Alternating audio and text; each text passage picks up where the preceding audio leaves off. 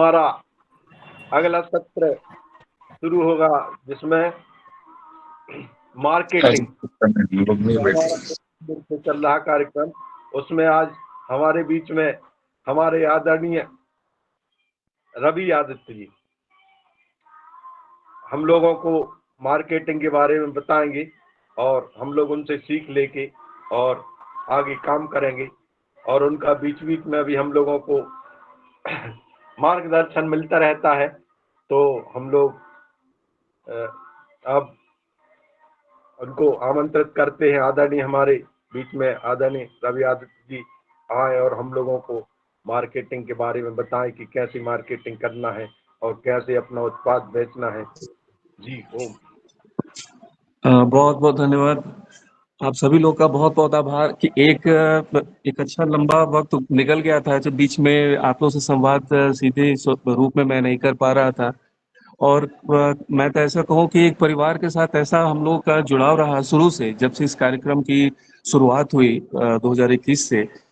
और कल एक वाकया के दरमियान जब रंजना जी से भी चर्चा हो रही थी, शाम में नीलकंठ जी से भी चर्चा हुई, और उससे पूर्व में आदरणीय पवन सर ने जब कॉल किया तो क्योंकि कुछ ऐसी मजबूरियां रह रही थी जिससे मैं सुबह में नहीं जुड़ पा रहा था, तो मैंने उनको कहा कि चलिए हम लोग इस बात को, निश्चित मेरी कोशिश होगी, क्योंकि वो टाइमिंग ऐसा होता था कि बच्चे के साथ उसके स्कूल में रहने का, तो मैं नहीं जा पा रहा था। तो मैंने कहा कि नहीं, हफ्ते में 2-3 दिन निश्चित रूप से जुड़ूंगा। और जब ये आज इस टॉपिक में हम लोग आए बात करने कि जैविक खेती की उत्पाद के साथ एक जितने भी हमारे किसान बंधु हैं, जितने भी सभी लोग, इसमें हम लोग प्रयास करते हैं कि कैसे हम लोग इस चीज को आगे, उसकी अच्छी विपणन प्रक्रिया को जोड़ सकें। तो बहुत सारे ऐसे किसानों का जो कि मैंने केस स्टडी के रूप में भी देखा है, जो दूसरे राज्यों से थे, और अलग अलग, जब एक आप उस चीज को समानांतर रूप में देखेंगे ना, कि अगर कोई दक्षिण भारत का कोई किसान कैसे उस काम को कर रहा है, या कोई मध्य प्रदेश का किसान कैसे कर रहा है, ये, या फिर जो सीमांत लघु किसान होते हैं जो बिहार, झारखंड, उड़ीसा के क्षेत्र के लोग हैं, तो एक आपको कुछ हद तक समझने में ये चीजें अच्छी आएंगी कि नहीं, वो लोग इस प्रकार कर सकते हैं। लेकिन उनमें कहीं ना कहीं एक जो सकारात्मकता आती है उनके मन में, उनकी वो होती है उनकी लगन के लिए। जैसे आप किसी चीज के लिए, एक बच्चा हठधर्मी होता है, अगर आप देखें अभी फेस्टिवल था, दुर्गा पूजा का पर्व निकला, सारे बच्चे अपने पेरेंट्स के साथ मार्केट में होंगे, अगर उनका एक लक्ष्य होगा कि हमें कुछ अपने, कोई उत्पाद, कोई गिफ्ट अपने माता पिता से लेनी है, तो वो जोत लगाते हैं उस तरह से कि कैसे हम उस चीज की तरफ जाएं और कैसे उस चीज को हम पूरी करवाएं।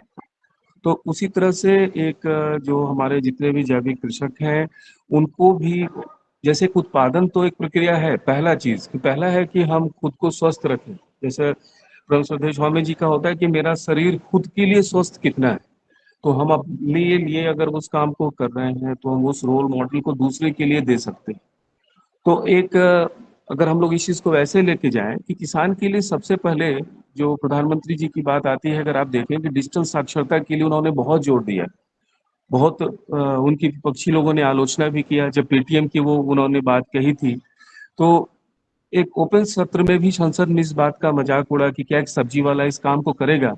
और आज बिहार के भी छोटे गांवों में, जहाँ पे सब्जी के बीच में जब आप जाएं तो 1 किलो सब्जी के लिए भी वो महिला, वो पुरुष, कोई भी है, वो पेटीएम का जो उनका बारकोड है वो आपके सामने रखता है। मतलब कहने का ये तात्पर्य है कि जब वो सब्जी वाला, उसको ये पता है, या वो दूध वाला जिससे ये पता है कि 52 रुपए की दूध या 10-15 रुपए की सब्जी के लिए उसके पास कस्टमर उससे लौट सकते हैं। ठीक इसी तरह से अगर उत्पादक जो है, जो कृषक है, तो उसके लिए अपने कंज्यूमर को ढूंढना थोड़ा कठिन है, पर उतना भी कठिन नहीं है। दरअसल होता क्या है कि एक झिझक मन में आती है कि हम कैसे किसी भी कस्टमर के पास हम अप्रोच करें। क्योंकि एक अगर आप देखें तो सिवा एक दवा कंपनी का ही एक ऐसा काम है जो इनडायरेक्ट होता है। इनडायरेक्ट कहने का मतलब कि अगर उसके जो कंज्यूमर हैं, उनके पास कंपनी के जो रिप्रेजेंटेटिव या प्रतिनिधित्व करने वाले जो लोग होते हैं, वो डायरेक्ट उनके घर पे या उनके शॉप पे विजिट नहीं करते हैं, वो विजिट करते हैं डॉक्टर के यहाँ। बाकी सभी उत्पादों के लिए वो लोग डायरेक्ट ही अप्रोच करते हैं कि आप दुकान दुकान उनकी सैंपलिंग जाती है। तो एक कृषक क्या वैसे कर सकता है? तो कृषक के लिए सबसे ज्यादा, क्योंकि ये हेल्थ अवेयरनेस की चीज है, एक जन जागृति है कि आप का स्वास्थ्य इससे अच्छा होगा। और मेरी गुणवत्ता जो है, मेरा आधार जो है, एक पहला आधार होता है आदमी का खुद का विश्वास, दूसरा आधार बनता है सर्टिफिकेट की जो आप दिखा सकते हैं। हम लोग के कई ऐसे फार्मर हैं जो पतंजलि से जुड़े हुए हैं, जो कई कार्यक्रमों में आप लोगों ने उनको सुना भी है, उन सभी लोगों ने इस चीज का प्रयोग भी किया है। जो बहुत सारे लोग जब आर्ट ऑफ लिविंग के साथ जिन्होंने अपने उत्पाद को बेचा तो भी अपने उस उत्पाद को अपने सर्टिफिकेट को साथ रखा। जो लोग दिल्ली एनसीआर गुड़गांव में भी जिन्होंने अपने उत्पाद को बेचा अपने सर्टिफिकेट को साथ रखा है।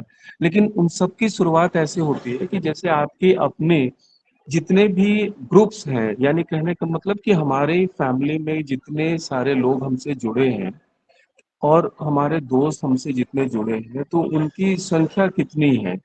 हमें सबसे पहले एक लिस्टिंग बनाना होगा, एक एक नोट पे हमें ये तैयार करनी चाहिए किसान के रूप में भी और साथ साथ में एक बिजनेसमैन के रूप में भी। अब जैसे आप देखें कि ऐसे बहुत सारे किसानों को के स्टडियो को मैंने जब देखा तो मैंने देखा कि जब वो खुद एक वो उत्पादन कर रहे हैं तो पहला उन्होंने क्या किया कि अपने पेरेंट्स के सर्किल को उन्होंने टच किया, उनसे वो जाके मिले, जो शहर में जो लोग थे या उनके जानने वाले जो लोग थे। फिर उनके जानने वाले रेफरेंस को उन्होंने कलेक्ट किया, रेफरेंस पे लोगों को बताया जो उनके नजदीकी क्षेत्र के लोग थे कि मेरे ये उत्पादन है, ये मेरा खेत है और ये मेरा एरिया है। अब उसके लिए जैसे आप सैंपलिंग साइज आप बनाते हैं ना, तो पहला उत्पादन को सैंपल वाइज आप उनको दिखा सकते हैं कि ये देखिए ये चीज है। दूसरी चीज है कि हम उनको एड्रेस हमारा बताना इतना इसलिए उचित है कि अगर आप अब कभी गुजरे, यार आपका स्वागत है, आप हमारे प्लॉट की तरफ आए, आप उसे देखें। अब ये निर्भर करता है कि उस किसान के पास कितनी जमीन है, वो किस चीज की खेती वो कर रहा है। ज्यादातर जो छोटे किसान हो रहे हैं, जो 2 एकड़ 4 एकड़ में अपनी खेती को कर रहे हैं, वो जो वेजिटेबल को फोकस कर रहे हैं या जो उसमें उसके अलावा उसमें साथ में अगर उसको वो एक सपोर्टिंग अपने लिए लेते हैं, एक इनोवेटिव आइडिया के साथ, जो नवाचार की बात भी अभी पिछले सत्रों में हुई है आप लोगों के साथ में, उसमें उस नवाचार में वो क्या कर सकते हैं। तो जैसे कि एक दक्षिण भारत की एक महिला के बारे में मैंने पढ़ा था। वो पी बिंदु करके एक महिला थी तमिलनाडु की, तो उनकी उनकी 2 बच्चियां थी, मतलब एक साधारण परिवार में उनकी शादी हुई। तो उन्होंने उनके पति गन्ना कृषक थे, शुगर केन की फार्मिंग वो करते थे।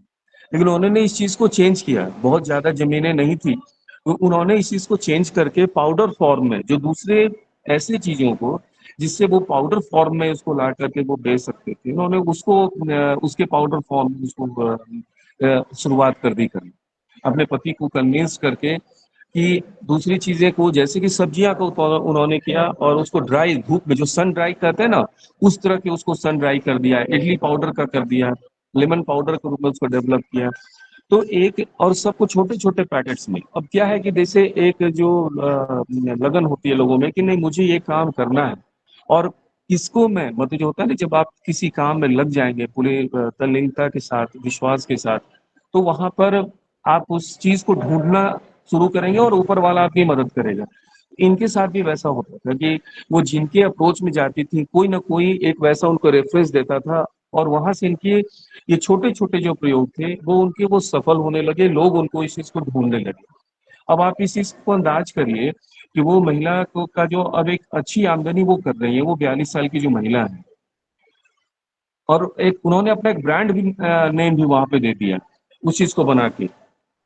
पशुमई करके एक ब्रांड उन्होंने बनाया था 2020 में, और इसके साथ उन्होंने अपने इस विचार के साथ में अपने क्षेत्र के 12 महिलाओं को जोड़ा। अब ये यहाँ पे एक बात जो मैंने शुरुआत आप लोगों से कही कि जब हम अपने रेफरेंस में मूव करेंगे, जब जाएंगे, तो एक अच्छे किसान के लिए कई एक बार एक योगाहार के सभी सत्रों में चर्चा में आई है, जो वो आता है सीड कलेक्शन और जो हमारा देसी बीज है उस पे कार्य करना। तो जब हमारी संख्या बढ़ती है, जैसे कहने को मतलब कि आज योगाचार में जो नवाचार की बात आई है योगाहार के अंदर में, तो अगर एक माइंडसेट के लोग हैं, एक किसान है, अगर वो देख रहे हैं कि हमारे माध्यम से, जैसे एक इसको एग्जाम्पल में अगर आप ले लें कि अगर आपको लगे कि मुन्नी लाल जी से या बलदेव सिंह जी से आपकी परिचय है, आप एक क्षेत्र के हैं और यहाँ 3 लोग मिलकर इस कार्य को कर रहे हैं, तो उनके साथ में अगर शरद जी भी आगे जुड़ गए, वो चौथे लोग हो गए। फिर शरद जी के आगे अगर मैं जुड़ गया, मैं पांचवा हो गया, तो ये संख्या जो है इसमें बढ़ती चली जा रही है। तो ये जब संख्या बढ़ती है तो रेफरेंस हमारे बढ़ते हैं, ये जब रेफरेंस बढ़ते हैं तो वहां हम लोग आपस में ये तय करते हैं कि हम लोग की जो देसी बीज है उसके साथ हम लोग आपस में क्या क्या उत्पादन हम लोग कर सकते हैं। अब उसके उत्पादन के साथ साथ हमारे जितने भी किसान हैं, जितने भी कृषक हैं, वो उनके रेफरेंस को सबको, जैसे कि हमारे अगर ऐसा कोई भी व्यक्ति नहीं है जिसके 10 20 50 जानने वाले लोग नहीं होंगे, संबंधी नहीं होंगे, हमारे लिए वो सारे कंज्यूमर हैं। कंज्यूमर इसलिए कि आप हर एक क्षेत्र से अपने लिए एग्जाम्पल ले सकते हैं। अगर आप किसी भी इंश्योरेंस एजेंट को देखें तो उसके लिए सारे पोटेंशियल कस्टमर होते हैं। पोटेंशियल करने का मतलब कि जो वो चिन्हित कर लेते हैं, ये इसमें से हम 10 लोग को भी टच करेंगे तो एक मेरे लिए आएगा, एक इनसे मुझे बिजनेस आ सकता है। ठीक किसान के लिए यहाँ स्वास्थ्य से संबंधित चीज है। और सबसे महत्वपूर्ण कार्य जिस वक्त में हम लोगों ने इसको आदरणीय पवन सर के माध्यम से शुरू किया था योगाहार को, उस वक्त में कोरोना एक ऐसा मेजरमेंट इशू था। और अभी देवपाल जी हरिद्वार में ही हैं और सर लोग से मिलते भी रहते हैं, वो अपना अनुभव साझा करेंगे कि देवपाल जी ने जब एक एफपीओ की चर्चा के लिए हम लोग व्यक्तिगत रूप से, जब देवपाल जी की ही एक कजन अखिलेश जी की हम लोगों ने मार्केटिंग की थी ओनियन के लिए, प्याज के लिए किया था, तो हम लोग एक चार्टेड अकाउंटेंट के पास गए। तो चार्टेड अकाउंटेंट ने कहा, उस वक्त में आप लोग को याद होगा कि प्रधानमंत्री जी की एक बिल आई थी, उसमें कॉन्ट्रैक्ट फार्मिंग की चर्चा आई कि आप कैसे किसी चीज को करेंगे और उसको आप उसको बेच पाएंगे।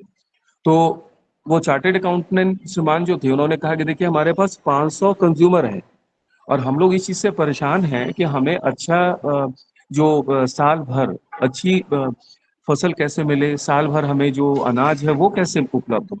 तो मैंने देवपाल जी को कहा कि देखिए 500 परिवार का भरण पोषण जो है वो आपके जिम्मे आ रहा है, आप अपने अमाउंट को फिक्स करिए, इनको अपने और अपने समूह के प्लॉट पे आप ले जाइए। देवपाल जी इसको पूरी नहीं कर पाए, कारण क्या था कि संख्या ज्यादा थी, वो 2 परिवार तक तो वो कर पा रहे थे। लेकिन ये जो विचार आई थी सामने में कि हमें शुद्धता चाहिए, शुद्धता की गारंटी चाहिए और एक विजुअल चाहिए। विजुअल जैसे हम लोग जितने लोग भी इटारसी में शरद वर्मा जी के फार्म पे गए या रघुवंशी जी के यहाँ हम लोग गए, तो हम लोगों ने इस चीज को विजुअली रूप से देखा। तो हमें अपना एक डेमोन्स्ट्रेशन जो है, जो कि शुरू से ही जब से ये समृद्धि कार्यक्रम आई, तो यहाँ डेमोन्स्ट्रेशन की बात हमेशा रही कि फार्म लैब को आप दिखाएं या आप अपने चीज को दिखाएं। जो एक होता है ना कि एक सबसे पहले लोग जो कहते हैं ना कि आप अगर मान के चलें कि आवरण, आचरण और संप्रेषण, आवरण का मतलब आपकी जो वेशभूषा है, आचरण आपका व्यवहार और संप्रेषण आपकी बातचीत करने की कला। तो किसान का जो आवरण है उसका पहनावा नहीं है, उसके उत्पाद है, वो क्या खेती कर रहा है और उसकी गुणवत्ता क्या है, कितनी अच्छी तरीके से वो कर रहा है, यानी उसकी आत्मविश्वास और कॉन्फिडेंस वहीं पर वो है, वो उसी चीज का परिलक्षित हो रहा है कि वो मैं इस प्रकार कर रहा हूँ। और तो वो जितने भी बड़े अधिकारियों से जितने भी जगहों पे जा रहा है, वो उस चीजों को काफी अच्छी तरीके से वो दिखा रहा है, उस चीज को बता रहा है। साथ में जो अभी के समय में आप देखें, जो एक किसान के लिए अवेयरनेस की चीज है कि आप जागृति आती है कि आप कितने ज्यादा वह आप डिजिटल साक्षरता की तरफ अपने आप को रखते हैं, यानी एक सीखने की ललक जो है आप में कितनी ज्यादा है। आप जितनी ज्यादा सीखेंगे उतने लोगों को आप एक व्हाट्सएप ग्रुप बना पाएंगे, अपने टीम के साथ उसको जोड़ पाएंगे। यानी कहने का मतलब कि अगर एक किसान इस चीज की शुरुआत कर रहा है तो शुरुआत में वो लिमिटेड लोगों को अप्रोच कर सकता है, दे सकता है, लेकिन आगे अगर वो अपनी संख्या बढ़ाता है, अपने लोगों के साथ इस चीज में बढ़ता है, तो वो एक अच्छी ग्रुप बन जाती है। जैसे हम लोग के किसी भी कार्यक्रम में, मैं तो बार बार सर की इस चीज को इसलिए सामने में रखता हूँ कि सर एक एक चीज को डॉक्यूमेंटेशन करवाते हैं, तो ठीक उसी तरह से अगर आप इस चीज को सामने में अगर आप जाएं देखें तो आपको लगेगा कि उनकी भी एक ग्रुप फॉर्म हो जाएगी, और ग्रुप फॉर्म में हम लोग ये चिन्हित कर लेंगे कि हमें इन शहर के या इन जगहों के लोगों को ये अनाज उपलब्ध करानी है, ये सब्जियां उपलब्ध करानी है।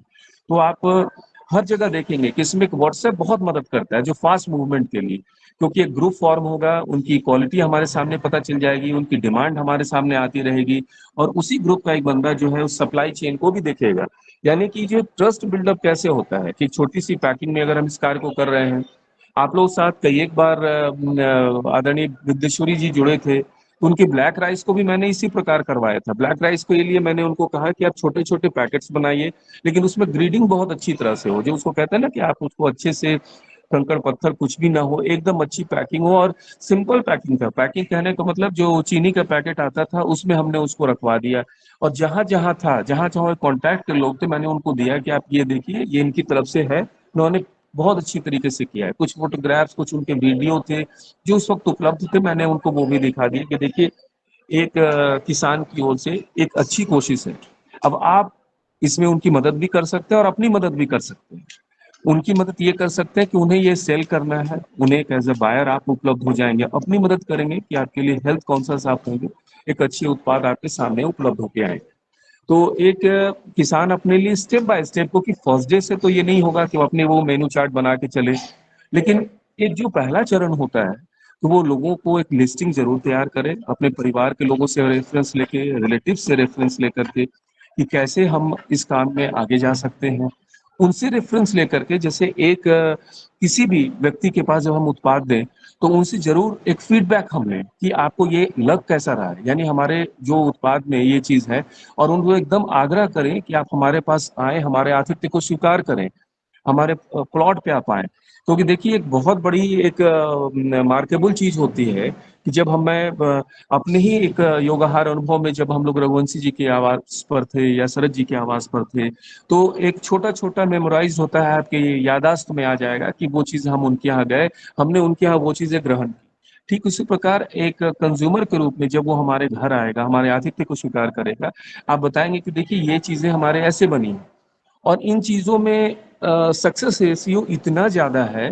वो जो गुजरात के पुरुषोत्तम जी की भी जिक्र मैंने आप लोगों से कही थी कि उनके पास उनका टर्नओवर, तो आज वो बड़े फार्मर हो गए हैं। छोटे स्तर के भी फार्मर जो है, जब उन्होंने शुरुआत की थी वो छोटे स्तर के फार्मर थे, आज वो बड़े स्तर के फार्मर। लेकिन जब उन्होंने शून्य से शिखर की जो उनकी मेहनत थी, जो वक्त था, उसको उन्होंने बहुत अच्छे तरीके से किया। तो इसमें हर्डल्स आते हैं, परेशानियां आती हैं, लेकिन इसमें वैसे लोग भी मिलते चले जाते हैं जो हमारे बेस्ट कंज्यूमर्स हैं। टीम हमारी वैसी बन जानी चाहिए, और वो टीम हमारे साथ हमारे विचारधारा के लोग हों, जो इस चीज को डिजिटल साक्षरता के साथ प्रयोग में लेते हुए धीरे धीरे आगे बढ़े।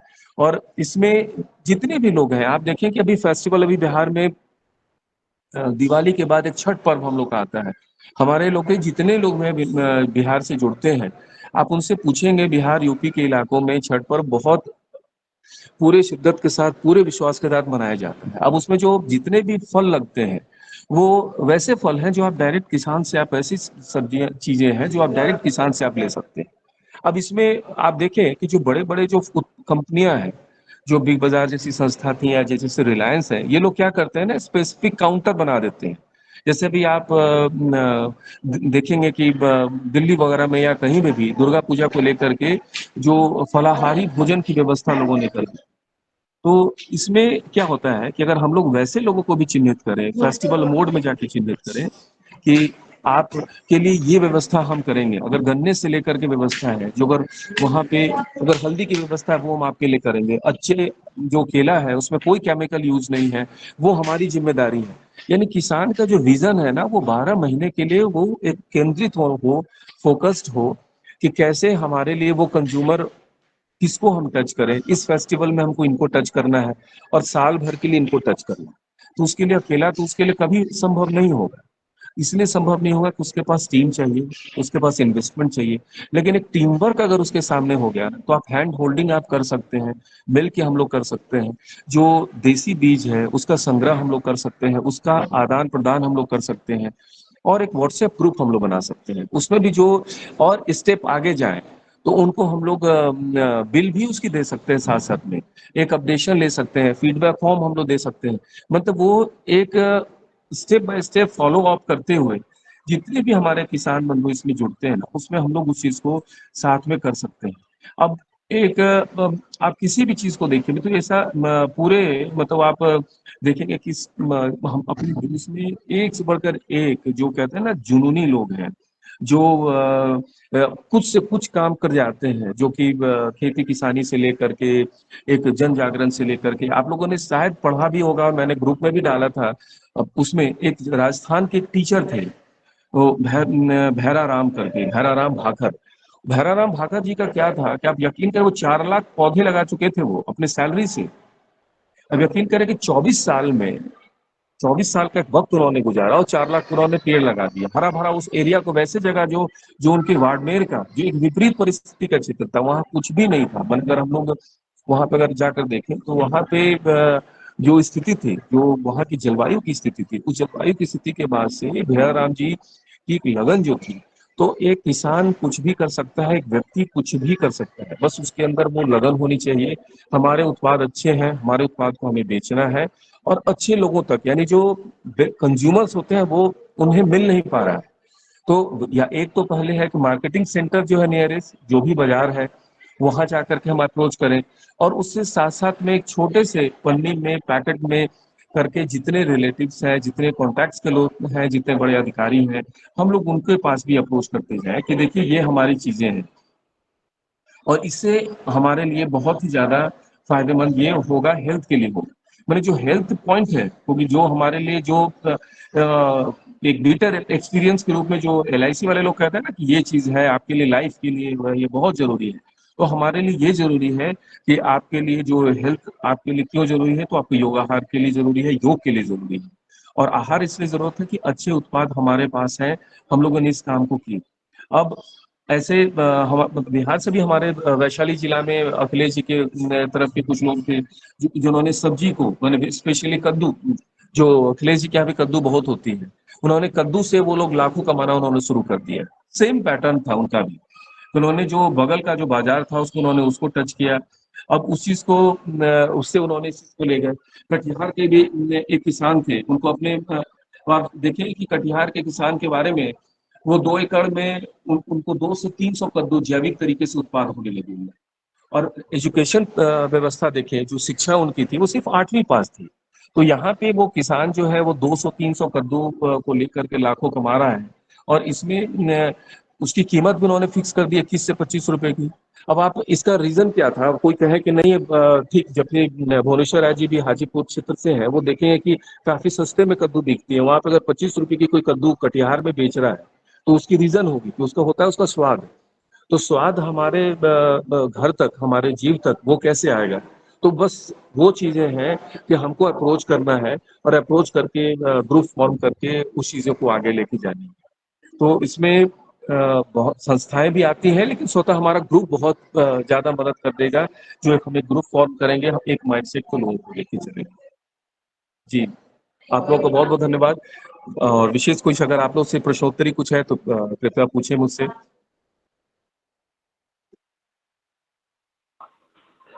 जी आदरणीय, बहुत बहुत धन्यवाद। आज आपने बड़े विस्तृत रूप से उदाहरण सहित हम लोगों को जानकारी दी कि कैसे करना है, ग्रुप बना के करें और लोगों को खेत दिखा के करें।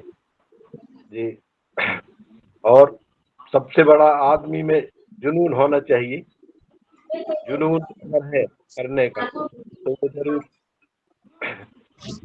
उसको अपने लक्ष्य को प्राप्त कर लेता है। और अगर हम मिलकर काम करते हैं तो जरूर हमारी मार्केटिंग और जो हम पैदा करते हैं उसको बेचने में सफलता मिलती है। मैं भी थोड़ा पैदा करता हूँ जो, तो अपने आरोग्य केंद्र में रख के उसको थोड़ा थोड़ा करके बेच देता हूँ और लोगों को भरोसा हो जाता है तो फिर वो बराबर ले जाते हैं। तो भरोसा पैदा करना लोगों में बहुत बड़ी बात है। और यही आपने हम लोगों को बताया। और आदरणीय हमारे मुख्य अतिथि महोदय से किसी का कोई सवाल हो तो पूछ सकता है, उसका समाधान हमारे आदरणीय करेंगे। जी ओम।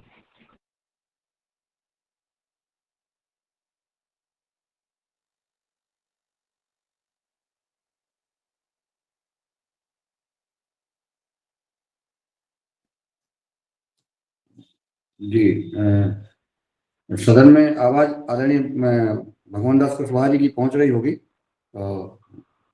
सदन में उपस्थित हमारे जो किसान भाई हैं वो अपनी बात रख सकते हैं। उसके पहले मैं आदरणीय आदरणीय भगवान जी, आदरणीय पवन कुमार जी को आमंत्रित कर लीजिए। वो आए जुड़े हुए हैं और वो उनका मार्गदर्शन मिल जाएगा। इसके बाद फिर सवाल ले लेंगे।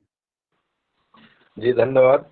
आज हमारे बीच में हमारे आदरणीय हरिद्वार से पवन सर जी को मैं आमंत्रित करता हूं कि वो हम लोगों को रोज दिशा निर्देश देते हैं, जिसके अनुसार हम लोग अपना काम आगे बढ़ाते रहते हैं और उनका सुझाव हम लोगों को मिलता रहता है। तो हमारे ऐसे आदरणीय को मैं आमंत्रित करता हूं कि आए और हम लोगों को अपने सुझावों से अनुग्रहित करें और दिशा निर्देश दें।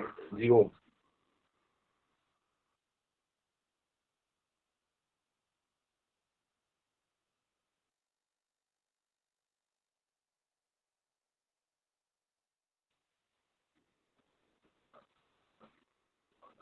आवाज नहीं आ रही शायद पवन सर जी के पास। अन्य किसी को बुला लीजिए। जी चलिए, अब मैं आगे हमारे बीच में आदरणीय भुवनेश्वर राय जी है, जो अभी खेती का समय भी चल रहा है और इस मार्केटिंग पर भी और खेती पर भी प्रकाश डालेंगे, हम लोगों को बताएंगे। जी ओम। धन्यवाद आदरणीय भगवान दास जी। आज के मुख्य अतिथि रवि आदित्य जी ने अपनी बात को हम लोग के सामने प्रस्तुत किया और उसके पहले जो हमारी बहन थी योग टीचर, उन्होंने तो आज बहुत अच्छा योग कराया, उसमें भी हम लोग आनंद लिए। कुछ बातें आज रवि आदित्य जी ने अपने अनुभव के आधार पर हम लोगों को बताया, जो बहुत ही अच्छी बात रही। मेरे भी संज्ञान में यह है कि अगर आप जितने बड़े किसान हैं और जिन्होंने अपने काम को शुरू कर लिया है, वो अपने काम को बड़े आराम से कर रहे हैं और वो अपने क्षेत्र में आगे बढ़ रहे हैं। जहां तक जैविक खेती, प्राकृतिक खेती की शुरुआत की बात है, उसमें सभी लोग अभी आधा एकड़, 1 एकड़, 2 एकड़ इसी में अभी उलझे हुए हैं कि इतना पहले हम कर लें, इतना से शुरुआत कर लें, उसके बाद फिर आगे बढ़ें। और जो ही ये 1 एकड़, 2 एकड़, आधा एकड़ में करके सफलता मिल जाता है उनको, फिर वो अपने आप को आगे बढ़ाते चले जाते हैं। जो रवि आदित्य जी की बात थी कि किसान जब पैदा कर लेता है तो उसके मन से एक झिझक जो है हट जाना चाहिए कि हमको इसको कैसे बेचना है। मेरा भी अनुभव रहा है, मैं बहुत क्षेत्रों में घुमा हूं। कहने के लिए सब कुछ होता है, लेकिन सही बात यह है कि एक किसान अपनी बात को दूसरे किसान से नहीं बताते। कहीं कहीं तो ऐसा होता है कि वो कोई किसान अपने खेत में क्या डाल रहा है, उसका प्रयास रहता है कि हमारे बगल वाला न जा पावे कि ये क्या डाल रहे हैं, ताकि इनका पैदावार बढ़ जाए। तो आपस में इतना एक तरह से ये भी कंपटीशन रहता है कि हमारा ही पैदावार ज्यादा हो, इनका कम रहे। माने इस तरह की भी व्यवस्था रहती है आपस में। ये मैं हर जगह की बात नहीं करता हूं, लेकिन ज्यादा जगह की बात है और इसमें आपका हरियाणा और पंजाब जैसा क्षेत्र भी शामिल है। ये भी सत्य है कि जो किसान केवल खेती करेगा वो परेशान रहेगा। खेती के साथ साथ जो मार्केटिंग करेगा और टूटी फूटी भी मार्केटिंग करेगा, वो उसका पैदावार का जो मूल्य है वो अच्छा मिलेगा। और जब अच्छा मिलेगा तो उसके पास पैसा भी रहेगा और फिर वो आगे बढ़ता जाएगा।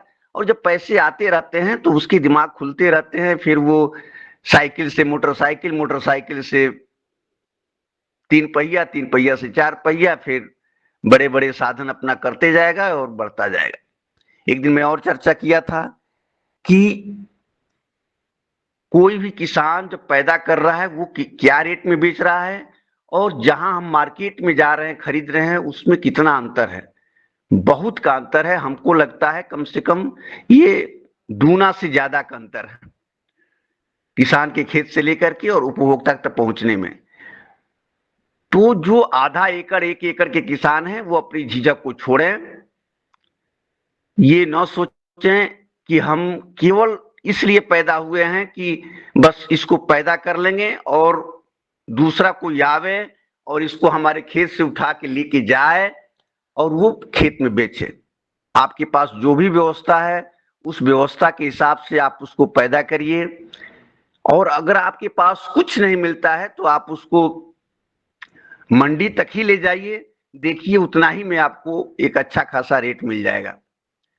और जहां तक अपने पड़ोसियों, अपने रिश्तेदारों, अपने शुभचिंतकों, ये सारी जो लोगों को बताने की बात है कि मैं जैविक खेती कर रहा हूं, मेरे पास ये प्रोडक्ट है और ये आपको देखिए, इसको आप खाइए और वो धीरे धीरे करके बढ़ता जाएगा। मेरे घर की मैं अपनी बात बताऊं, एक समय था कि एक वैरायटी के लिए हम लोग परेशान हुआ करते थे और वो बिक नहीं पाता था कि गवर्नमेंट के ही रेट से लोग खरीद लें, और 3-4 साल से थोड़ा सा उसमें मेरा भी सहयोग रहा और घर परिवार के लोग भी इस बात को माने, और उसको जितना पैदावार होता है कुछ दिन चावल रखने के बाद, धान रखने के बाद उसको जो है राइस जो अच्छी मशीन है उसमें उसकी कुटाई करवा करके फिर रख दिया जाता है, और फिर लेबर लगा करके कुछ औरतों को, और उसकी बड़ी अच्छी तरह से सफाई करके और बोरे में पैकिंग कर दी जाती है। और धीरे धीरे करके आज की डेट में ऐसा माहौल बन गया है कि गोरखपुर तक के लोग, जो 2-4 हम लोगों के मित्र थे, वो एक बार उनको मैंने पहुंचवा दिया, वो अपने अगल बगल के लोगों को बताए, और धीरे धीरे करके माने ये व्यवस्था बनने जा रही है अगले इसी साल से, कि हम लोगों ने राय किया है कि जितने भी गांव का इस तरह का वैरायटी है वो वैरायटी जो है लेकर के और उसको आगे बढ़ा लिया जाए। इस तरह से काम हम लोग कर सकते हैं। कहने का मतलब कि आपको ये देखना होगा कि उपभोक्ता की क्या मांग है। अगर वो मान लीजिए कि किसी धान में कोई वैरायटी वो खोज रहा है कि हमको ये खाने का चावल चाहिए, और उस चावल में अगर जैविक हो जाए तो और अच्छी बात है, हम जैविक की बात करते ही हैं, तो वो वैरायटी ही आपको पसंद करना होगा, वही आपको लगाना होगा। अब ये नहीं कि अगर वो कोई सुगंधित खाना चाहता है, कोई महीन चावल खाना चाहता है और आप अपने पैदावार के लिए मोटा चावल पैदा करना चाहते हैं तो फिर आपको दिक्कत होगा। तो सबसे पहले मार्केटिंग की व्यवस्था होती है कि आप जो है उपभोक्ता कौन सा पसंद करता है उसके आधार पर आप पैदा करें, उसको बेचें, और अपने नेटवर्क को बढ़ाते हुए आगे बढ़ सकते हैं। और जो ही आप पहला कदम बढ़ाएंगे, निश्चित मानिए कि आपको सफलताएं मिलेगी। हमको तो लगता है कि सबसे जो मुख्य काम है वो वही जो रवि आदित्य जी ने बताया कि अपनी झिझक को छोड़िए और पैदावार से लेकर के मार्केटिंग तक बढ़िए। इसमें किसी प्रकार का कोई वो नहीं है। जैसा कि शरद वर्मा जी, देखिए शरद वर्मा जी क्या कहते हैं, उनकी वो सुबह उनकी गाड़ी जो है जाती है, पहले मंडी ही जाते हैं, अब उनकी व्यवस्था बन गई है, बड़े किसान हैं, अपना मामला सब ठीक है, बैठते होंगे गाड़ी पर, जाते होंगे, घूम घाम करके सब चले आते होंगे, पैसा मिल जाता हो। तो इस तरह से जिसकी व्यवस्था अगर बन जाएगी वो फिर समाज में आगे रहेगा। इसी के साथ मैं अपने वाणी को विराम दूंगा। धन्यवाद जी, बहुत बहुत धन्यवाद आदरणीय राज साहब, आपने बहुत अच्छी तरीके बताए कि कैसे करना है। और सबसे बड़ी बात है लोगों में, सबसे बड़ा रोग क्या कहेंगे लोग, ये सबके पीछे लगा है। जब तक ये रोग नहीं मिटाएगा आदमी तो आगे बढ़ने का उसका चांस ही नहीं है। सबसे बड़ा रोग क्या कहेंगे लोग, वो जो देखता है कुछ भी करता है तो लोग क्या कहेंगे, हम ऐसा करेंगे, तो वो फिर आगे नहीं बढ़ पाता। किसी भी क्षेत्र में अगर उसको ये रोग लगा है कि सबसे बड़ा रोग क्या कहेंगे लोग, सिर्फ एक ही उस पे काम गड़बड़ है हमारा, तो उसमें हम लोग गड़बड़ा जाते हैं। और अगर हम ये झिझक मिटा देते हैं तो हम जरूर, जो 2000 का सामान व्यापारी 4000 में बेचता है तो हम खुद उसको प्रोसेस करके और अपना इनकम बढ़ा सकते हैं। तो बहुत अच्छा आपने हम लोगों को सलाह दी, संदेश दिया, और आगे इसमें और किसी का कोई सवाल? जी, आगे आदरणीय श्री पवन कुमार सर ज्वाइंट है, उनको पहले आमंत्रित कराइएगा। जी जी जी। तो हमारे बीच में आदरणीय हमारे पवन सर जी उपस्थित हो, उनसे अनुरोध है जी नमस्कार सभी को। मैं अभी ना ड्राइव कर रहा हूँ, मुझे थोड़ी देर बाद मैं आपको खुद हाई एंड रेस कर लूंगा। जी जी आदरणीय, आप आगे कंटिन्यू कर लीजिए। जी जी आदरणीय, धन्यवाद जी। तो चलिए, तो अभी सर जी हमारे ड्राइविंग में है, तो और कोई किसी का इसमें आगे सजेशन हो तो आगे बढ़ाएं। मैं आदरणीय रमेश चंद्र मेहरा जी को आमंत्रित करता हूं, जो अभी सागर गए थे और उधर से आकाश चौरसिया जी से जो देख के आए हैं उनकी मार्केटिंग और उनका काम।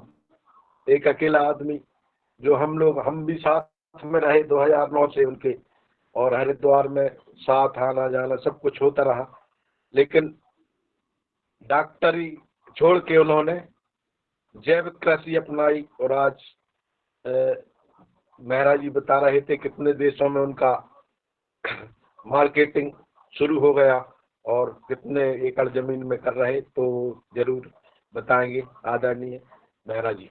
ओम।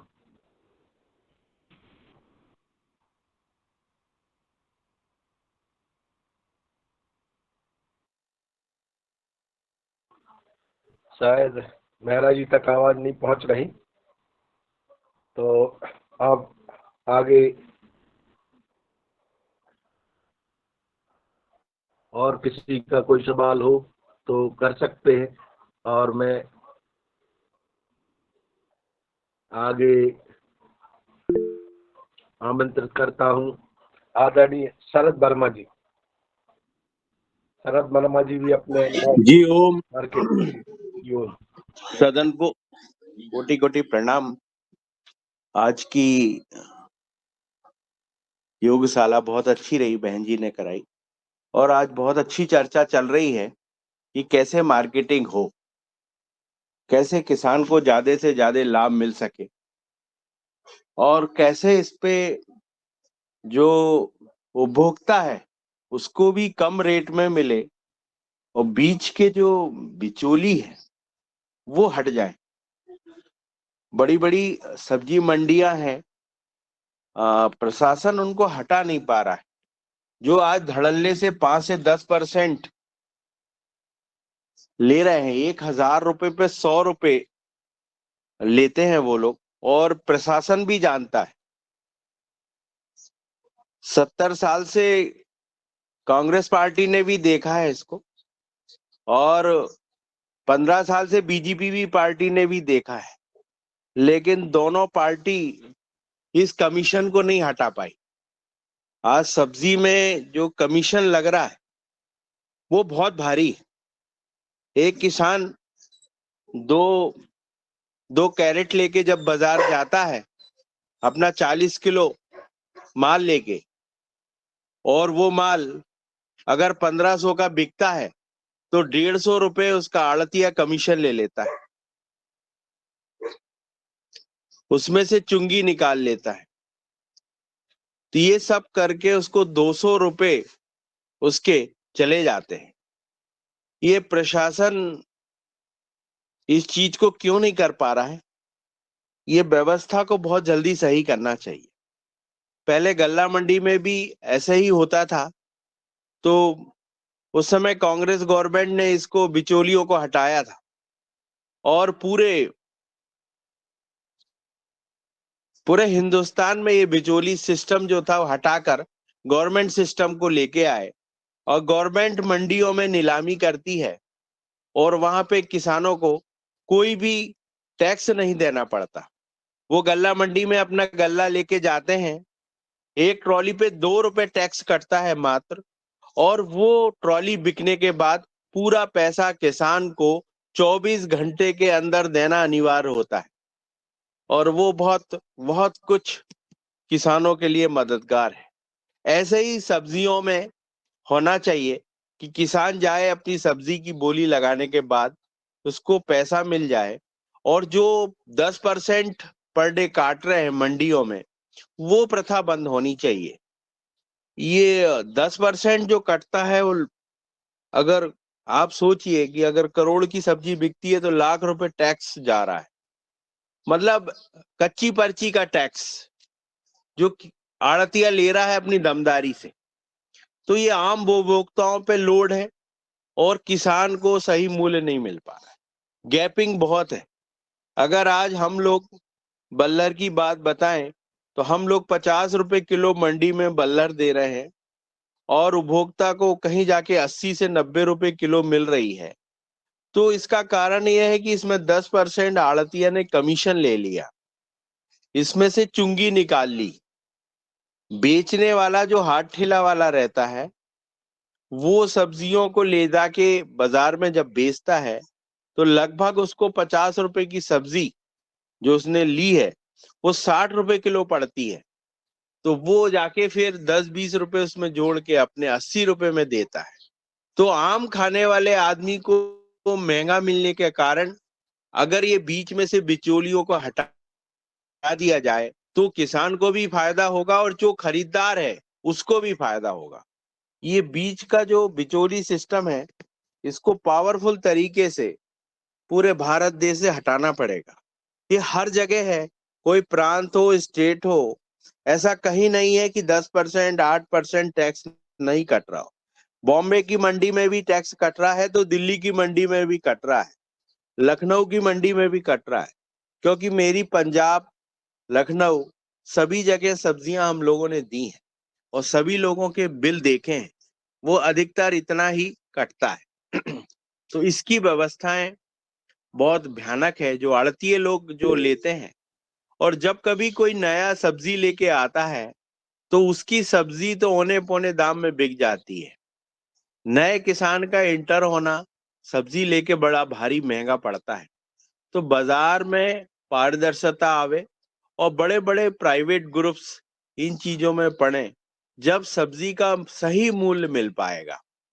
इसमें मूल्य जो मिलता है सब्जियों का, आज अनाज में भारत सरकार ने समर्थन मूल्य 150 रुपए बढ़ाया है।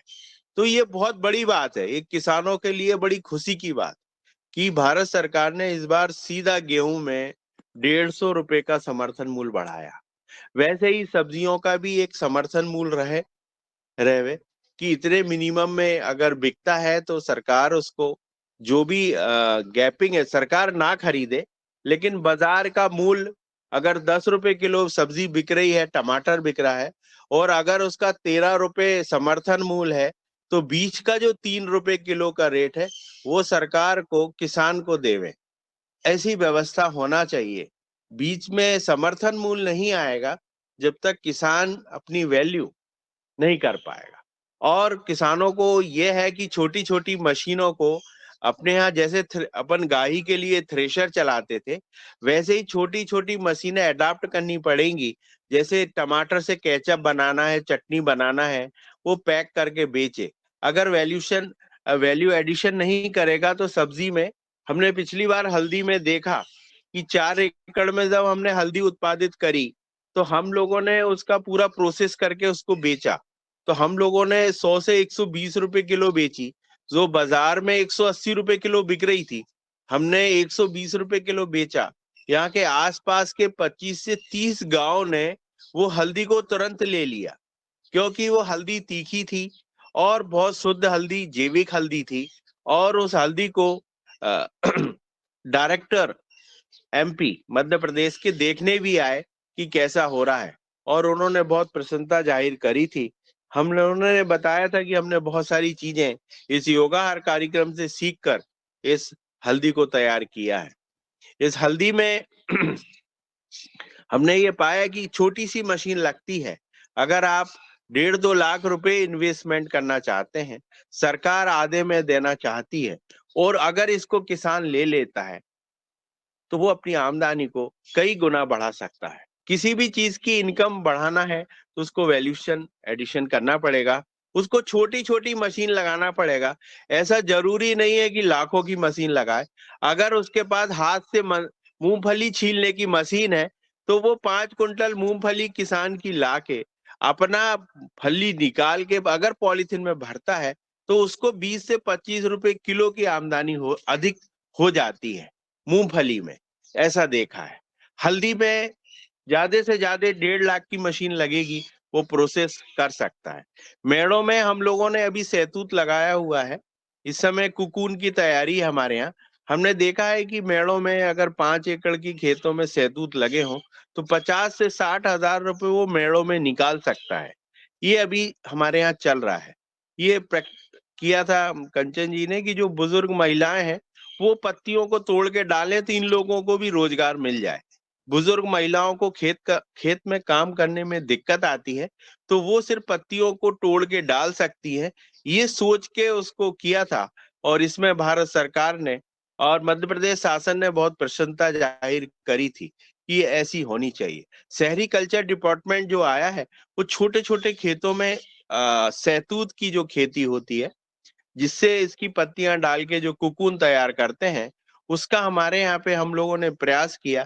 तो ओपन मार्केट यहाँ पे गवर्नमेंट ने अपनी मंडी चालू करी है जो रेशम खरीदते हैं। इस बार तकरीबन होशंगाबाद जिले में लगभग 50 से 70 लाख रुपए का कुकून छोटे छोटे सबसे छोटी यूनिट किसान की जो कि 1 करोड़ 2 करोड़ की जमीन होती है उन लोगों ने वो कुकून निकाल के बेचा और भारत सरकार ने मध्य प्रदेश सरकार ने वो चीजें उपलब्ध कराई और हमारी बातों को उन्हें मानकर यहाँ पे बाजार चालू कर दिया है। यहाँ बेंगलोर के आड़तिया आके और लगा रहे हैं अपनी बोली और वो कुकून को ले जा रहे हैं। बहुत अच्छा है। अभी आपको हम बता दें आने वाले साल में नर्मदापुरम आपको बहुत अच्छी रेशम की साड़ियां उपलब्ध कराएगा जो कि प्योर रेशम की होंगी। यहाँ पे यूनिट डल रही है और छोटे छोटे काश्तकार जो एक एक मतलब सबसे छोटी यूनिट जो जमीन की होती है और सरकारी जंगल लेके अपने लीज पे लेके उनमें कुकून के पौधे सहतूत के पौधे तैयार करके वो अपना कुकून का काम करेंगी। ऐसा बहुत अच्छा एक ये भी है। तो हमने देखा है किसी भी चीज को डायरेक्ट बेचने की अपेक्षाएं अगर आप उसमें कुछ वैल्यू एडिशन करते हैं तो उसका बहुत अधिक फायदा होता है। सब्जियों में ये देखा है कि अगर सब्जियां आपके पास सुबह तोड़े, हमारा बाजार 4 किलोमीटर दूर है, हम लोग कुछ सब्जियां सुबह तोड़ते हैं। इसलिए तोड़ते हैं कि अगर बॉम्बे की सब्जी हमारे बाजार में आती है तो उसकी वो क्वालिटी नहीं रहती है। हमारी सुबह की सब्जी टूट के जब बाजार में जाती है तो उसमें इतनी चमक इतनी रौनक होती है, ऐसा लगता है कि हमारी सब्जी ने कहीं योग करके आया हुआ है। वो एक योगी की माफिक दिखती है वो सब्जी और वो बाजार में 15 से 20 रुपए किलो में ज्यादा बिकती है। तो सब्जियों की मार्केटिंग में सब्जियों का चुनाव, सब्जियों का ग्रेडिंग और बीज की क्वालिटी, ये सारी चीजें आपको ध्यान रखते हुए आपको उत्पादन करना पड़ेगा। आपके खेत की निरंतर आप निगरानी रखें। पहले खेतों में जब गाय होती थी तो आपको निरंतर खेत में जाना पड़ता था क्योंकि वो गाय आपको बुलाती थी पानी के लिए, चारे के लिए। लेकिन आजकल छोटे किसान ऐसे कुछ हैं जो गाय नहीं पाल पा रहे हैं और पशु को नहीं पाल पा रहे हैं तो वो खेत में भी नहीं जा पा रहे हैं। वो अपने खेत में हफ्ते में 1 या 2 बार जाते हैं, गाड़ी से जाते हैं, दूर से देख के आ जाते हैं, तो उनका उत्पादन गिर रहा है। पहले के जो किसान थे वो बहुत मेहनती थे और वो गाय इसलिए पालते थे कि जो हाथ से जब चारा उखाड़ते थे खेत का तो वो अपनी गाय को खिलाते थे। आज का किसान चारा उखाड़ना पसंद नहीं करता है। दवाएं बहुत सस्ती मिलती है बाजार में, कचरा मारने की, वो दवाएं डालने में विश्वास करता है। आदमी की जो काम करने की क्षमता है वो कम होते जा रही है। पहले 1 कुंटल वजन उठाने वाले हम्माल हमारे गांव में पाए जाते थे। अब 50 किलो का गेहूं की बोरी उठाने वाले मजदूर जो हैं उनके भी कार्य क्षमता कम हो रही है। कार्य क्षमता कम होने के कारण आदमी इन चीजों को अपना लेता है कि कौन निंदाई करे तो हम लोग ये दवा डाल दें या कैसे करें, ऐसे करके वो बच जाता है और गाय पालने से दूर भागता है। थोड़ा सा चारा अगर अपना वो 1/4 एकड़ की जमीन का अगर अपनी गाय और बैल को नहीं खिला सकता तो मेरे ख्याल से तो उसको खेती करना ही नहीं चाहिए, उसको बटाई में दे देना चाहिए और उसे और कहीं जाके मजदूरी कर लेना चाहिए, जिससे वो अपनी आमदनी बढ़ा सके। और खेत का अगर वो किसी को दे देगा, किसी एफपीओ को दे दे, तो कम से कम उस धरती माँ से सही उत्पादित होकर आम जनता को भोजन उपलब्ध हो जाएगा।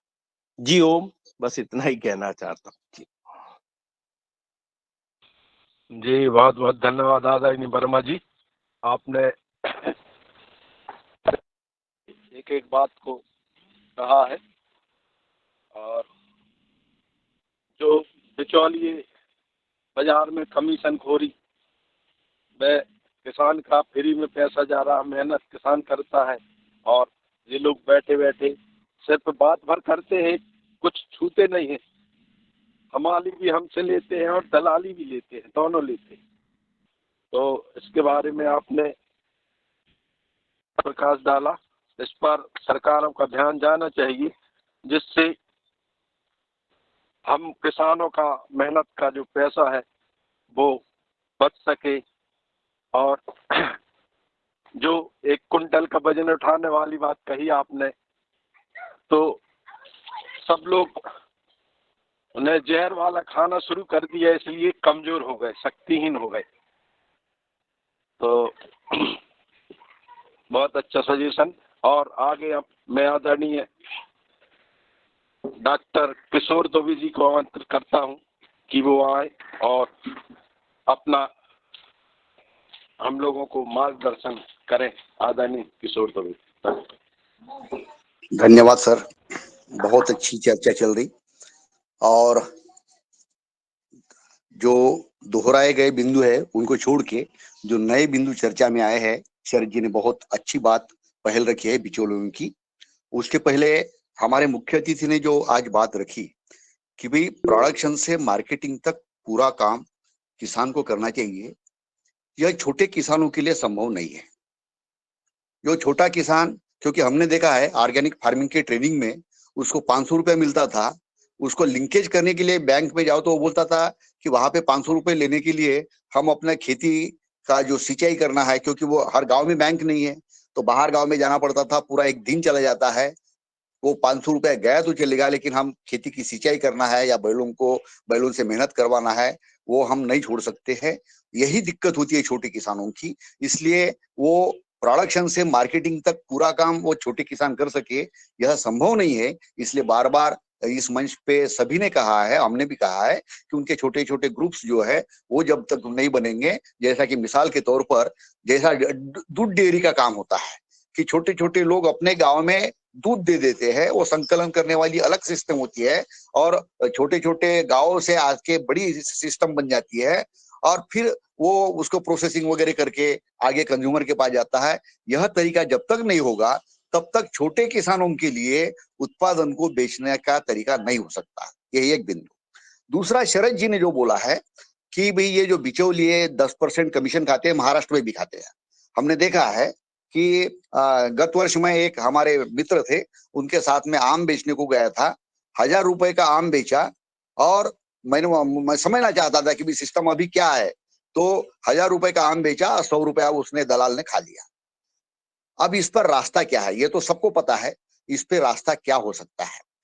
एक तो रास्ता है, जैसा कि हमारे महाराष्ट्र में रुचि सोया का पतंजलि का प्लांट है, वो सोयाबीन खरीदी करते तो उसमें कमीशन भी नहीं लेते और कोई जो टैक्स वगैरह बोलते हैं वो भी नहीं लेते।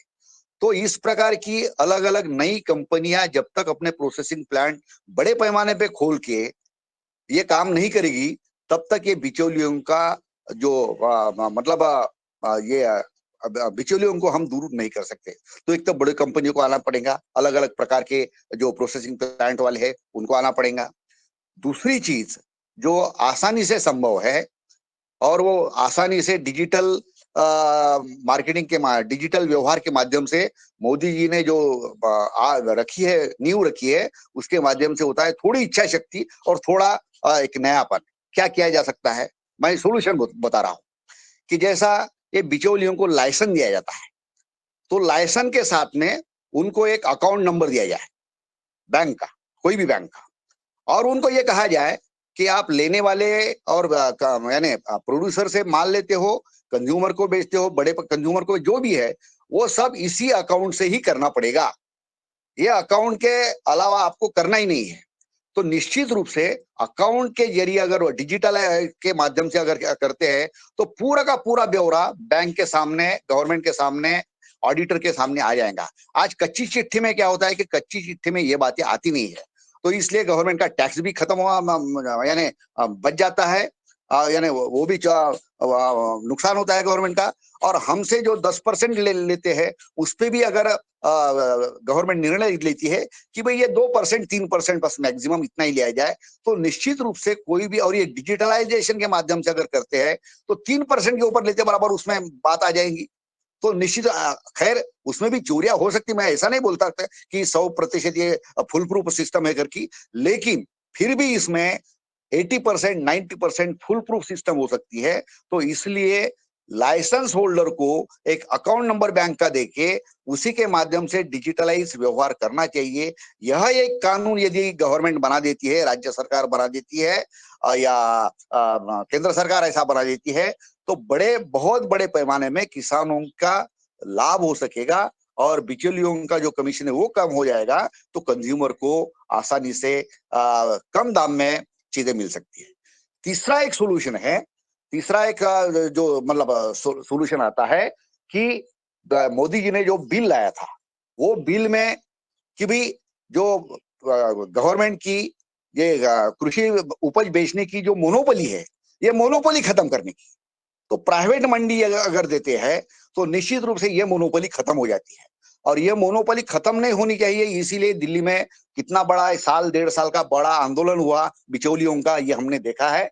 तो ये तो होने वाला है, नई ऐसी बात नहीं है। जिनका लाभ कटने वाला है वो तो आंदोलन करेगी, लेकिन बड़े हिम्मत के साथ में देश में यदि हम कानून लगा देते हैं कि भाई प्राइवेट मंडी रहेंगी, तो प्राइवेट मंडी और गवर्नमेंट मंडी इसमें कंपटीशन होगी, और निश्चित रूप से प्राइवेट मंडी के जो लॉज बाय लॉज थे, आप सबने और हमने भी पढ़े हैं कि उसमें किसानों का फायदा था।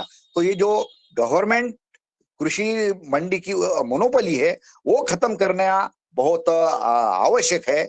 ये अगर 2-3 कदम उठाए जाते हैं तो निश्चित रूप से किसानों को भी फायदा होगा, बिचौलियों का कमीशन कम हो जाएगा या खत्म हो जाएगा, और साथ ही साथ में कंज्यूमर्स को भी कम दाम में चीजें मिलेंगी, तो उनका भी मतलब उनकी डिमांड जो है वो डिमांड बढ़ेगी, और निश्चित रूप से उसका फायदा ऑर्गेनिक प्रोड्यूसर को मिलेगा, किसानों को मिलेगा। यही मैं बात रखना चाहता हूँ। धन्यवाद। जी आदरणीय डॉक्टर साहब, बहुत बहुत धन्यवाद। आपने जो बिचौलियों का बताया कि ये खत्म हो जाए तो किसानों का फायदा होगा, उससे निश्चित रूप से फायदा होगा और होना चाहिए, और इसमें हम लोग लगे रहेंगे तो जरूर सफलता मिलेगी। और आप आगे में हमारे बीच में आदरणीय दिनेश सेमवाल जी उपस्थित हैं, मैं उनको आमंत्रित करता हूं कि वो भी इस पर प्रकाश डालें। जी ओम। जी आदरणीय, बहुत बहुत धन्यवाद। और आज हमारी योग शिक्षा जी ने सुंदर योग कराया, और तत्पश्चात आदरणीय रवि जी आज के मुख्य अतिथि के रूप में उन्होंने जैविक उत्पादों की मार्केटिंग पर कुछ पुराने और कुछ नए उदाहरण पेश किए हैं, और उन्होंने रेफरेंस दिया है, और एक अच्छे संवाद की तरह कि किस तरह से उन्होंने जो पिछली बार कई लोगों का जिक्र किया था सक्सेस स्टोरी की तरह की जानिब से तरफ से, और साथ ही वर्तमान परिस्थिति पर उन्होंने जो रेखा चित्र खींचा वो बड़ा सुंदर रहा। और अन्य आदरणीय सदस्यों ने उस बात रखी, आदरणीय शरद भरवा सर ने भी जो रेशम उत्पादन पे बात रखी है, और आदरणीय दुबे सर तक जो बात पहुंची है, उससे ये जान पड़ता है कि कुछ मात्रा में हमारी जो एक्शन की प्रवृत्ति है वो आगे बढ़ रही है, और कुछ में जो अभी हमें जैसी गाइडेंस वगैरह मिल रही है उस पर कार्य हो रहा है। इसी तरह के कार्य दूसरे प्लेटफॉर्म्स पर भी देश भर में चल रहे हैं। ये लगभग मुझे इस पिछले हफ्ते के अलग अलग माध्यमों से जुड़ने से पता चला है कि लगभग देश भर में जैविक उत्पादों के उत्पादन से लेकर मार्केटिंग तक की चिंता, चिंतन, मनन और एक्शन चल रहा है। इसका मतलब ये है कि हमारे साथ-साथ अन्य लोग भी इस क्षेत्र में लगे हुए हैं। हाँ, ये बात सही है कि योग और आहार को साथ लेकर के चलने वाले लोगों की संख्या कम है। कुछ लोग इस क्षेत्र में कार्य कर रहे हैं। लेकिन जैसे कुछ जो इंडिविजुअल चैनल्स हैं, इंडिविजुअल माध्यम हैं, उन्होंने बहुत अच्छी सफलता इस क्षेत्र में की है। और अगर इंडिविजुअल और ग्रुप के बीच अगर अंतर देखा जाए, कंपैरिज़न किया जाए, तो जो व्यक्तिगत लोग काफ़ी आगे निकले हैं।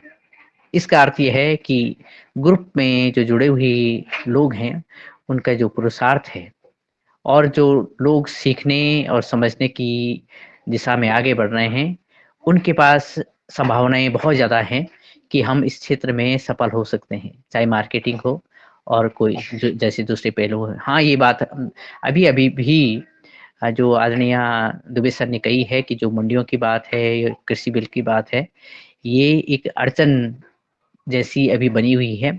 और 2 तरह के माइंडसेट इसमें हैं।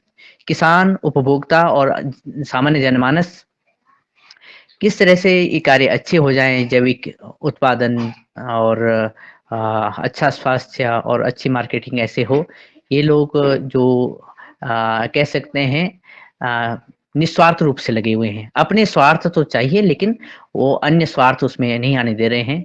लेकिन अभी-अभी 2025 तक एक बहुत ही भयंकर बवंडर की तरह लोग बीच में बहुत सारी बातें डाल रहे हैं, चाहे कृषि बिलों को लेकर के, चाहे जैविक खेती को लेकर के, अन्य बातों को लेकर के।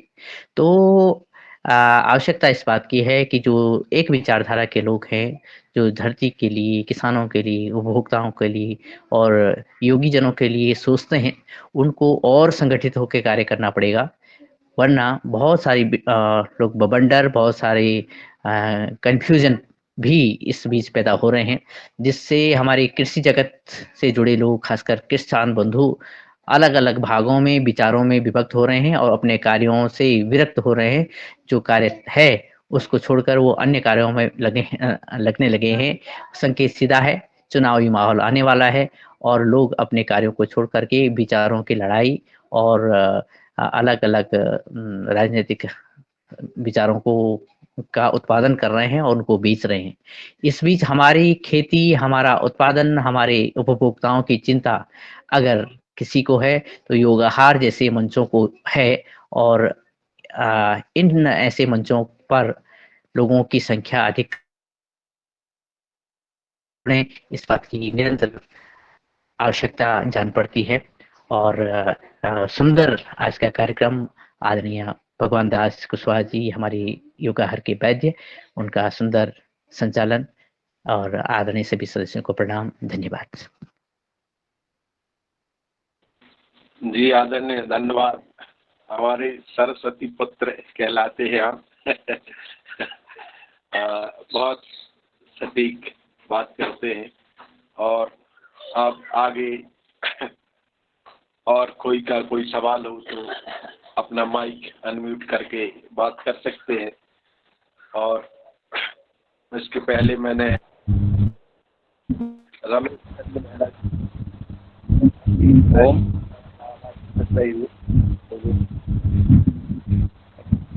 यात्रा और जो ही आदरणीय को सबसे नमन बंधन।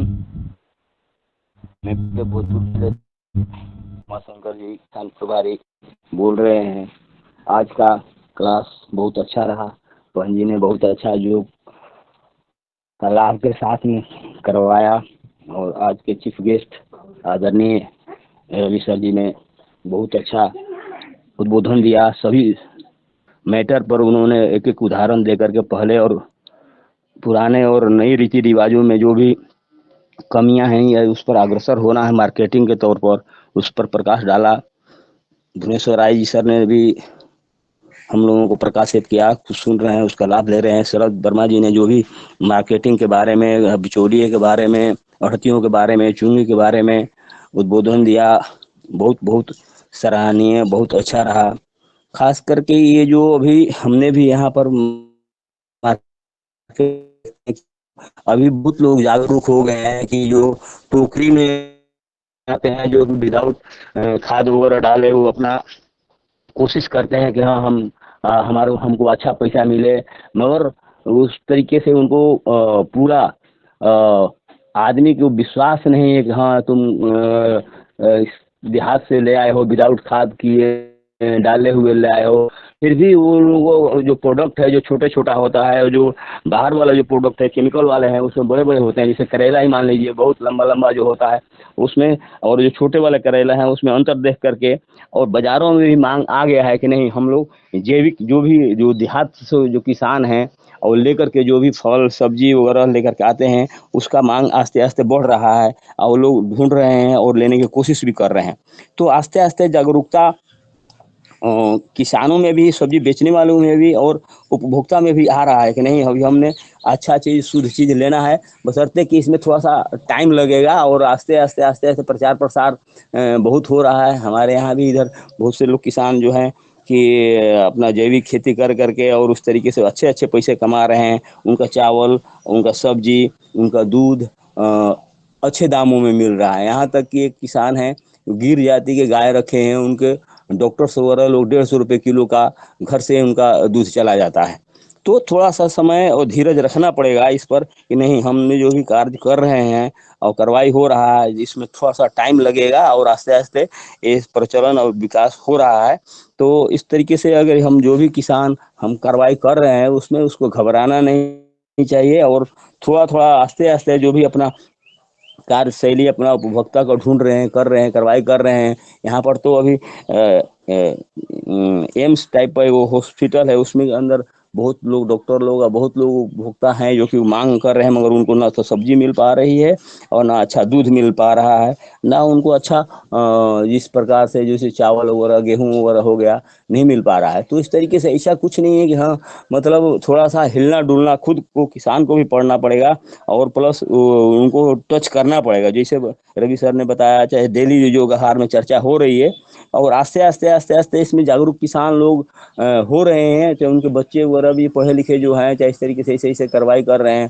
हम इधर अभी दाऊद नगर के बगल में हैं, एक इंजीनियर साहब थे, वो लोग बता रहे थे, उनको मैं डायरेक्ट टच तो नहीं कर पाया कि उन्होंने अभी इंजीनियरिंग करके और खेती कर रहे हैं। उनका घर का ज़मीन वगैरह भी बिच गया, मगर अभी उन्होंने औरंगाबाद और जहानाबाद में जितने भी उनके गेहूं और चावल जो है अच्छे दामों में बिक जाता है। और यहाँ तक कि जितने उनके पास में डेयरी प्रोडक्ट है वो खुद को खोआ घाट करके उसमें थोड़ा गुड़ और कुछ आयुर्वेदिक डाल करके और 300-400 रुपये किलो उनके घर से बिक जा रहा है। तो ऐसी कोई बात नहीं है कि हाँ मतलब इस तरीके से मगर एक पे एक जितना हम उतारू हो रहे हैं कि हाँ एक पे एक जितना मार्केटिंग हो जाए और इतना पहुंच जाए और इतना ज़्यादा लाभ मिल जाए, मगर आस्ते आस्ते संगठित होने की जरूर बात है। क्योंकि इसमें लोग अलग अलग दिशा में अलग अलग सिंपल काम कर रहे हैं। अगर एक साथ मिल जाए और सबको कनेक्शन जुड़ जाए तो उसका बृहद रूप से ये पैमाना आगे चल करके लाभ मिलेगा और कार्रवाई हो रहा है। तो ये हमने देखा और इस तरह से सोच विचार किया और जो योग आहार के माध्यम से जो जुड़े हैं कार्रवाई कर रहे हैं तो उनको आस्ते आस्ते देख करके सोच के समझ करके बहुत ज़्यादा लाभ मिल रहा है और उसको अपने कार्य को प्रगति पर कर रहे हैं, करने की कोशिश कर रहे हैं। जी बहुत बहुत धन्यवाद। बहुत बहुत योग आहार इस कदम से जो आदमी जुड़ कार्रवाई करे तो उसको बहुत बहुत विशेष लाभ मिलेगा। जी सब नमन बंदा। आदरणीय हमारे फौजी महोदय जो हमारे रिटायर्ड फौजी है, बहुत बढ़िया खेती कर रहे जैविक और हम लोगों का हौसला बढ़ा रहे। और अब आगे आदरणीय लाली बहन जी का हैंड रेज है तो उनसे अनुरोध करूंगा। अब हमारे पास 5 मिनट बचे हैं तो अपनी बात कहें आदरणीय लाली बहन जी, इसके बाद आदरणीय ML गौर जी। नहीं नहीं भाई जी, मैंने नहीं हैंड रेज किया है। वो पी दिख रहा है इनको, पतंजलि का पी दिख रहा है। जी हाँ, तो अच्छा जी हाँ, हमारे योगाहार के कर्णधार आदरणीय यादव जी को आमंत्रित करता हूँ कि आप। धन्यवाद आदरणीय भगवान दास कुशवाहा जी। और आज जैसा कि आदरणीय पवन जी ने और हमारे सुमित वर्मा जी ने प्रस्ताव दिया था कि हम युगहर कार्यक्रम को स्वैच्छिक रूप से संचालन करते हैं और इसमें हम सभी भाई बहन कोई संचालन भी कर सकते हैं, आभार भी कर सकते हैं। और ये कार्यक्रम जो कथनी और करनी में अंतर नहीं रहेगा। तो इस में आदरणीय हमारी बहन रंजना जी ने भगवान दास जी को कल आमंत्रित किया कि आप संचालन करेंगे, आप बढ़िया संचालन कर रहे हैं। मैं ज़्यादा समय नहीं है, 8:30 पे यह कार्यक्रम बंद हो जाएगा। तो लेकिन शरद वर्मा जी और डॉक्टर किशोर दुबे जी का जो संवाद हुआ है, मैं आदरणीय शरद वर्मा जी के साथ जो इन्होंने प्रोसेस की बात की है, पोस्टिंग की बात की है, और जो बीच में दलाली है, 2 रुपए किलो टमाटर बिकता है और 2 रुपए किलो आड़त पे लगता है, यानी 4 रुपए किलो जब टमाटर जो किसान 4 महीने 3 महीने पानी दे रहा है, खाद दे रहा है, लागत लगा रहा है, और उसका टमाटर 4 रुपए किलो जब बिकता है तो 2 रुपए आड़त को जाता है, दलाल को जाता है, मात्र 5 मिनट उसका बिकवाने का, और उस किसान को 2 रुपए मिलता है जिसकी लागत लगी हुई है। मैंने देखा है, इस पर मैंने विरोध भी किया है मंडी में, और इसकी बिल्कुल ठीक तरीके से इसकी जो सरकार तक मेरी बात पहुंचेगी, कैसे पहुंचेगी इस पर अपन चिंतन करेंगे। और प्रोसेसिंग नहीं हो सकती है, आदरणीय डॉक्टर किशोर दुबे जी ने जैसा बोला है कि किसान प्रोसेस नहीं कर सकता है। किसान क्यों नहीं कर सकता है? अगर छोटे छोटे से काम, जैसे हल्दी का काम है, प्रोसेस करके और कंचन जी ने बेचा, ऐसे हमारे धनिया है, मिर्ची है, या छोटे छोटे से जो प्रोडक्ट हैं, या हमारे गेहूं का हम ग्रेडिंग करके और जो है 20 रुपए की जगह हम बीज के समय 35 रुपए किलो बेच सकते हैं, जो हमारा 20 और 22 रुपए किलो बिक जाता है। सिर्फ हमें 15 रुपए किलो बिकेगा, हमको उसको प्रोसेसिंग करके रखना है। इस विषय पर निश्चित कल चर्चा होगी, और दोनों तैयार रहें, डॉक्टर किशोर दुबे जी और शरद वर्मा जी, क्योंकि ये हमारा जो बीच का जो है उससे निश्चित कई निकल के आएंगे, निचोड़ निकल के आएंगे, कई परिणाम निकल के आएंगे, जिससे हमारे किसानों को लाइन मिलेगी। और आज चूंकि समय हो गया है, और आदरणीय बहन जी ने बहुत अच्छा योग कराया, और हमारे सहभागी जो हमारे इस युगहर कार्यक्रम में किसान भाई जुड़ते हैं, अपना मार्गदर्शन दे रहे हैं। ML गौर साहब ने हैंडल किया है, और कल्पना कुडले जी ने जी आदरणीय पवन सर जी ने हैंडल किया है, आदरणीय राम अहीर यादव जी ने भी किया है। तो देख लीजिए संचालक महोदय। ओम जी, सर्वप्रथम मैं आदरणीय हमारे पवन सर जी को आमंत्रित करूंगा, तो वो हम लोगों को संदेश दें और दिशा निर्देश करें। जी ओम। जी धन्यवाद, नमस्कार सभी को। बहुत सुंदर चर्चा चल रही थी, मैं गाड़ी चलाते चलाते भी सुन रहा था। तो ये चर्चा हमारी जारी रहेगी, और जो संवाद हुआ है उससे हमें आत्मनिर्भर बनने के जो रास्ते हैं उनकी तरफ बढ़ने का प्रयास करना है। और मार्केटिंग जैसे क्षेत्र पर हमने कल भी चर्चा की थी कि हम तरीके ढूंढेंगे, रास्ते ढूंढेंगे। तो परसों मैंने मंगलवार के दिन एक संस्था जो एक स्टार्टअप के रूप में काम कर रही है, और वो तकनीक का इस्तेमाल करके किसानों की कई सारी समस्याओं का समाधान और मार्केटिंग के ऊपर विशेष रूप से कि उनके क्या विचार हैं, उन्होंने अभी तक क्या किया है, इसके ऊपर हम चर्चा करेंगे। तो मुझे लगता है कि क्योंकि कई सारे चीज़ों पर हमें समाधान मिल रहे हैं, लेकिन मार्केटिंग के ऊपर समाधान कम निकल के आए हैं जो कि आसानी से उपलब्ध किए जा सके। तो इसको हम आगे भी चर्चा करेंगे, और परसों के लिए आप सब लोग तैयार रहिएगा। मुझे लगता है कि काफ़ी नई चीज़ तकनीक के हिसाब से जो अभिनव प्रयास किए हैं, उस पर हम चर्चा करते हुए, कुछ नई जानकारी देते हुए, उसको प्रयोग करते हुए कि हम उसका कैसे प्रयोग कर सकते हैं, इस विषय पर हम सब लोग संज्ञान लें। और कल की हमारी जो चर्चा हुई थी, उस पर जो ऐप्स का अभी तक के जो कल बताया गया था, मुझे आशा है कि आप में से कई लोगों ने वो ऐप को नोट भी किया है, उनको डाउनलोड भी किया है, और उस पर अपना प्रयोग करना भी शुरू कर दिया है।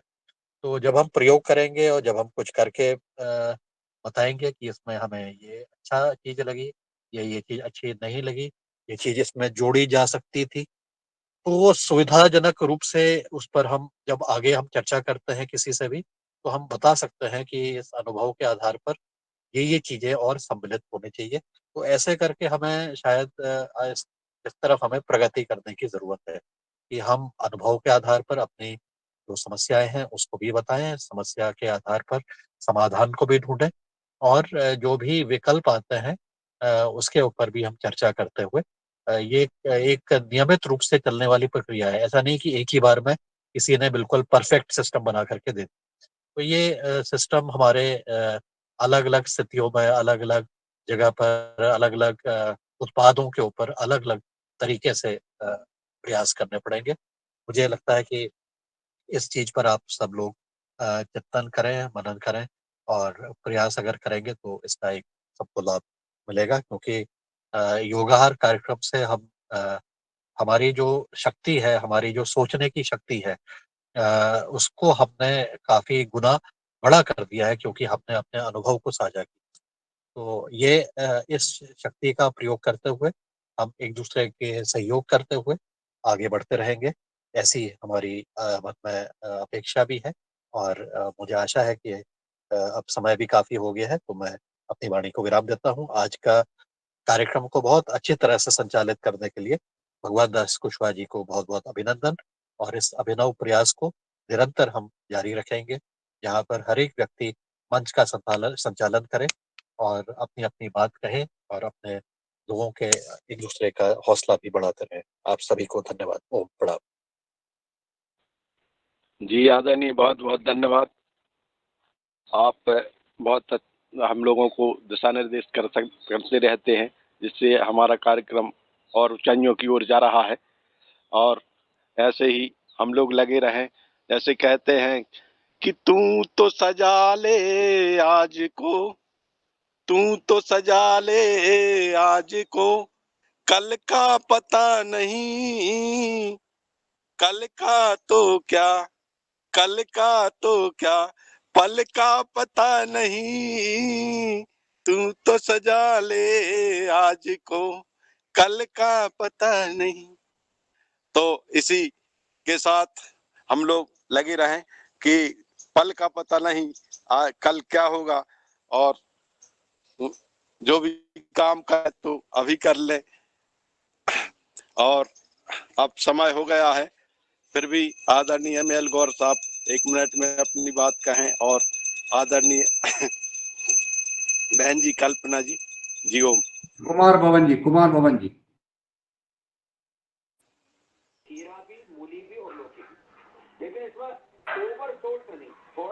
ये ओम। सदन को प्रणाम।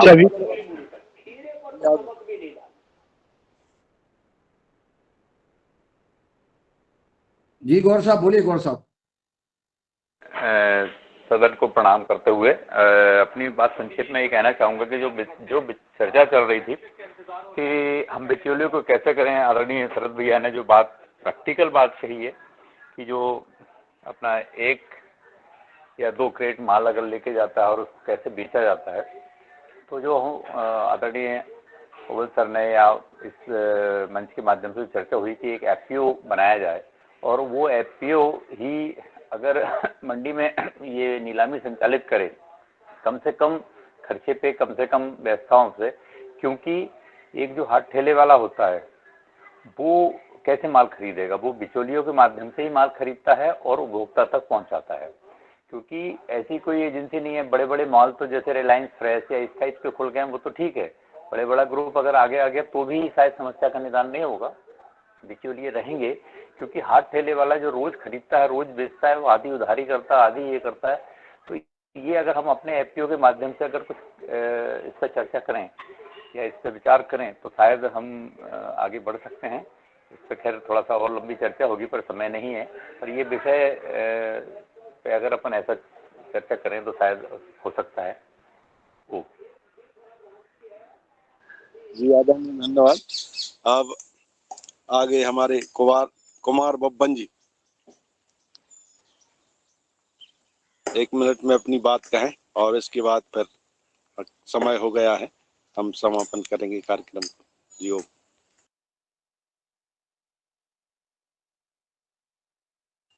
जी शायद उनके पास तक आवाज नहीं पहुंच रही। कुमार बब्बन जी।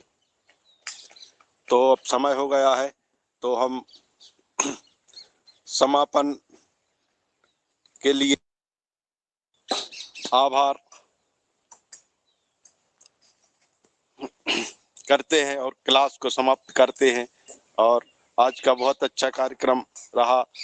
हमारे बीच में आदरणीय योगाचार्य बहन जी ने योग को उपचार बता दिया और हमारे मुख्य अतिथि जी ने भी बहुत अच्छा दिशा निर्देश हम लोगों को दिया। और हमारे और सभी विद्वज्जनों ने अपने अपने हिसाब से, हमारे वर्मा जी ने, डॉक्टर साहब किशोर दुबे जी ने बहुत अच्छा मार्गदर्शन किया। और अब हम समापन की ओर जाते हैं। तो जितने भी सब लोग जुड़े हुए हैं सभी का धन्यवाद। इसमें मेरी लिस्ट नहीं निकल रही, लेकिन मैं स्क्रीन पर ही देखकर सबके नाम बोलता हूँ। हमारे आज के मुख्य अतिथि आदरणीय रवि आदित्य जी को बहुत बहुत धन्यवाद। हमारे आदरणीय डॉक्टर किशोर दुबे जी, आदरणीय हमारे यादव जी जो इस कार्यक्रम के प्रणेता सूत्रधार हैं, हमारे आदरणीय ML गौर जी, आदरणीय दिनेश चंद जी, सेम्बाल जी, कुमार बब्बन जी, आदरणीय बहन जी प्रणाली मराठे जी जो बहुत पुरुषार्थ करती हैं, और हमारे आदरणीय उमा शंकर प्रसाद जी बिहार से, और हमारे आदरणीय डॉक्टर भुवनेश्वर राय जी, आदरणीय वैशाली विनायक जी, योगाहार टीम, आदरणीय तुलाराम जी, आदरणीय अमोल जी, और पतंजलि समृद्धि कार्य आदरणीय हमारे पवन सर जी, रामकृष्ण रघुवंशी जी अभी दिख रहे आ गए हैं, आदरणीय बहन जी कल्पना कोटले जी जो अभी हरिद्वार में थी, शायद आ गई हूँ वापस, उनको भी बहुत बहुत धन्यवाद। और मेरी स्क्रीन पर अभी इतने ही लोग दिख रहे, और जो छूट गया हो उनको भी